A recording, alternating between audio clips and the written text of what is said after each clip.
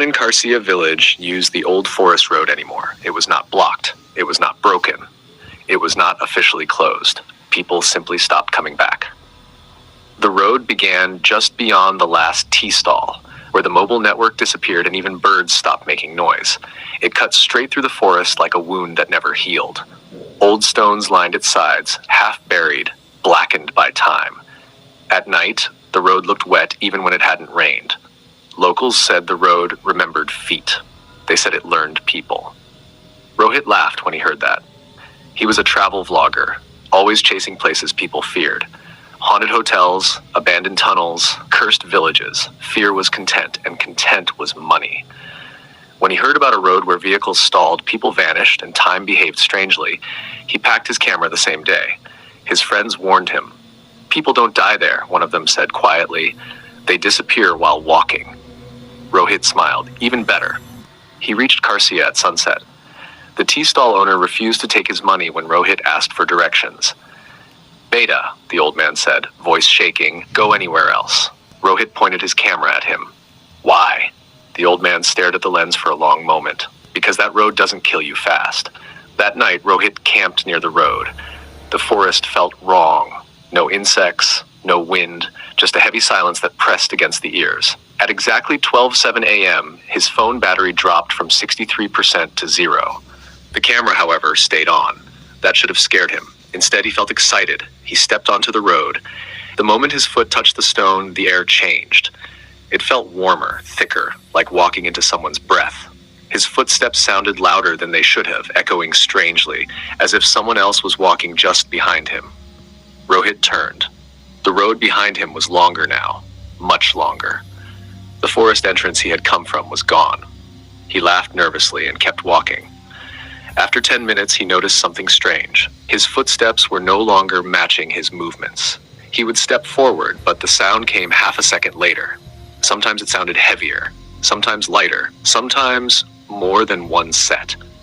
He stopped. The footsteps stopped. Then one more step echoed. Right behind him, Rohit spun around. Nothing. His camera light flickered. The road ahead curved slightly, though he was sure it had been straight. Along the sides of the road, shapes began to appear between the trees, figures standing too still to be human. As he walked closer, he realized they were people. Dozens of them, standing with their backs to the road, not moving, not breathing. Their clothes were old. Some looked decades old, some looked fresh. One of them turned its head. Its face was stretched as if pulled too tight over bone. The eyes were sunken deep, blinking slowly, painfully. "You shouldn't stop," it whispered. Rohit stumbled backward. More faces turned. "You shouldn't stop," they repeated, voices overlapping, wrong, like sound playing from damaged tape. He ran. The road stretched endlessly beneath his feet. His lungs burned. His heart slammed against his ribs, but the road never changed. He ran. The road stretched endlessly beneath his feet. His lungs burned. His heart slammed against his ribs, but the road never changed. No turns, no exits. Just endless stone and trees that leaned inward like watching witnesses. Then the road tilted, just slightly. Rohit fell forward, scraping his hands on the stone. When he looked up, he saw blood on the road, but it wasn't his. The stone was bleeding. Dark liquid seeped from the cracks, warm, pulsing faintly. The road was alive. He screamed and tried to stand, but the stone beneath his hands felt soft now, spongy, gripping his skin. He tore free, leaving pieces of flesh behind. The camera kept recording. Lights appeared ahead, street lights, a village. Relief flooded him as he staggered forward. The village looked normal. Houses, doors, windows glowing softly. Smoke rose from chimneys. He heard laughter. He heard life. He stepped into the village. The moment he crossed the invisible boundary, the sound died. People stood frozen mid-action. A woman pouring water, a man lifting a child, a dog mid-step, all motionless. Rohit touched the woman's arm. It cracked, like dry clay. Her face collapsed inward, hollow, empty. The village wasn't alive, it was preserved. A scream tore from Rohit's throat as the houses began to move. Walls bent inward. Windows stretched, doors opened too wide. The village leaned toward him, hungry. The road rose behind him, blocking his escape. A voice spoke from everywhere. "You walk us," it said. "You feed us." The ground split open. Hands emerged. Hundreds of hands, some old, some young, some skeletal, some fresh. They grabbed his legs, his arms, his clothes. He fought, screamed, kicked, but the hands were strong, desperate. Please, Rohit cried. I'll leave. I won't tell anyone. The voice paused. Then it laughed. You already belong to us. The hands dragged him down. Stone closed over his body like a mouth sealing shut. His scream dissolved into the road. The warmth faded. Silence returned. The camera slipped from his hand and landed on the stone. It kept recording. For a long time, nothing happened. Then the road rippled. A wet footprint appeared beside the camera. Then another. Then another. Walking away. By morning, the road looked normal again. Dry. Empty. Innocent. Villagers found the camera near the tea stall 3 days later. Rohit was never found. Sometimes on silent nights, people still hear footsteps on the old forest road. Steps that hesitate, then continue. The road remembers feet. And now it remembers him. The house did not look haunted. That was the worst part. It stood at the edge of Greymouth town, tall and narrow, painted a soft, forgettable white. No broken windows, no dead trees, no warning signs. It looked like the kind of house people raised families in, the kind where laughter once echoed through halls, now silent. But the house was not empty. It was full, and it was hungry. The first rule of the house was simple. It would not let you leave the same way you entered. Daniel Harper learned this on his third night. He had moved into the house because he was running out of options. His wife had left. His job was gone. His savings were evaporating fast. When the landlord offered the house for an almost insulting price, Daniel didn't ask questions. He should have. The landlord never smiled. He never explained why the house was cheap.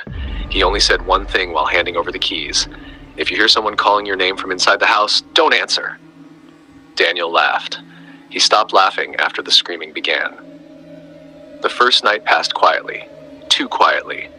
No distant traffic, no insects, no creaking wood. Even the refrigerator hummed softer than it should have, like it was afraid to make noise. Daniel lay in bed, staring at the ceiling, feeling watched. At exactly 2:14 in the morning, the house inhaled. Not a sound, a movement. The walls expanded slightly. The floor pressed upward, the ceiling lowered just enough for Daniel to notice. Then the house exhaled. Daniel sat up, heart pounding. Old pipes, he muttered, but pipes don't breathe.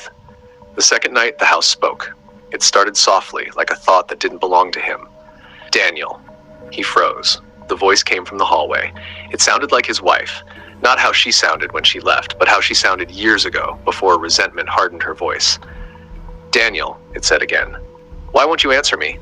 His throat tightened. The landlord's warning echoed in his mind. Don't answer. Daniel pulled the blanket over his head. The voice sighed, disappointed. By the third day, the house had changed. Daniel was sure of it. The hallway was longer than before. The bathroom door now opened inward instead of outward. The walls felt warm to the touch, like skin holding heat. In the bathroom mirror, Daniel noticed something worse. His reflection was breathing slower than he was. When he raised his hand, the reflection followed, but hesitated just a fraction of a second too late. That night, the screaming began. It came from the walls. Not one scream, many. Men, women, children, all layered together, rising and falling like waves crashing inside his skull. The sound vibrated through the floors, through Daniel's bones, until he curled on the bed with his hands pressed over his ears.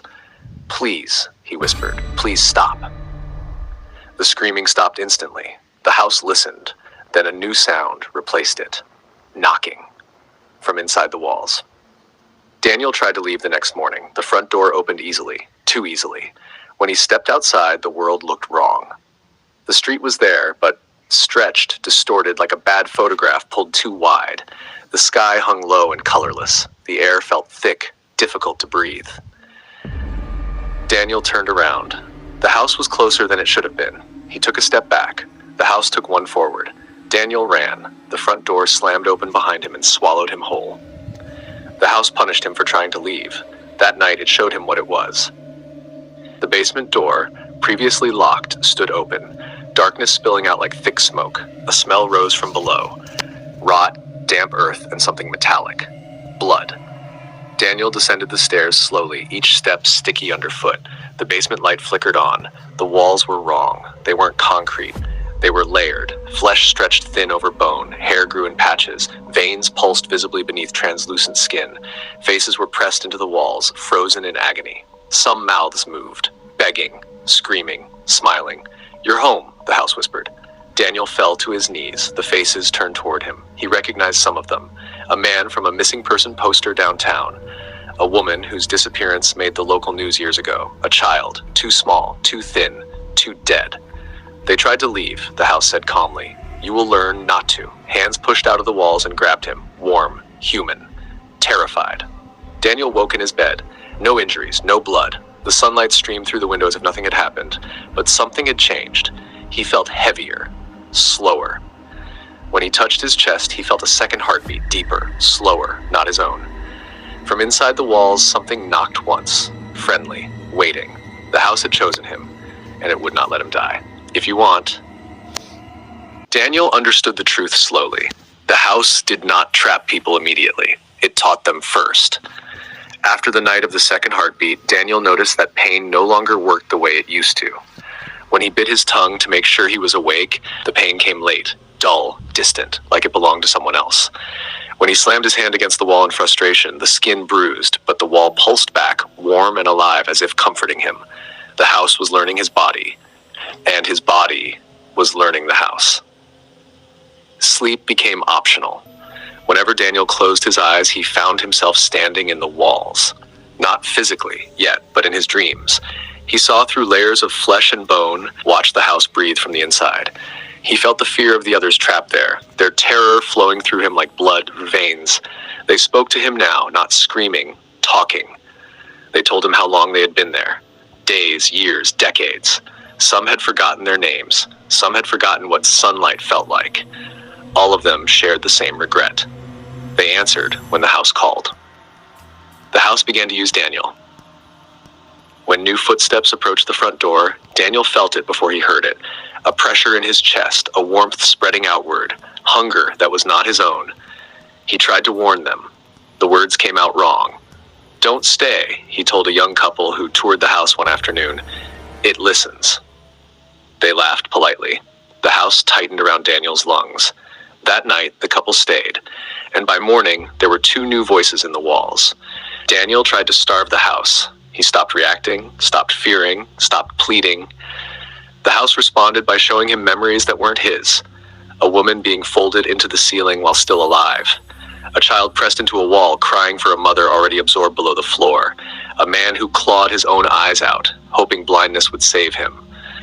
The house did not punish cruelty, it punished indifference. So Daniel screamed, and the house fed. His reflection disappeared one morning. The bathroom mirror showed the room behind him, but not him. When Daniel waved his hand, nothing waved back. A moment later, a face surfaced beneath the glass. Not his. It smiled anyway. That night, the walls grew thinner around him. His skin felt stretched, tight, like it no longer fit correctly. Veins appeared along his arms in patterns that mirrored the lines in the walls.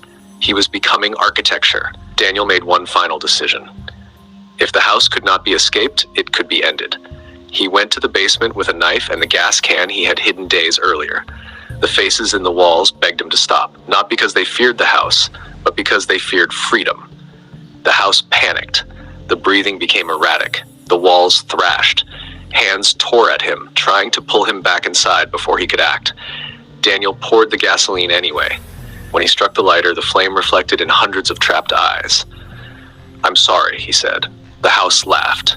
The fire burned for hours. Neighbors watched from a distance as the structure collapsed inward, screaming like a living thing being skinned alive. Firefighters found no survivors, no bodies. They rebuilt on the land years later. A new house stood where the old one burned. Fresh paint, clean walls, strong foundation. But on the first night, the new owners heard something strange. Breathing, slow, deep, comfortable. The walls felt warm. And somewhere inside, a familiar voice whispered calmly, lovingly, "Stay. If you want,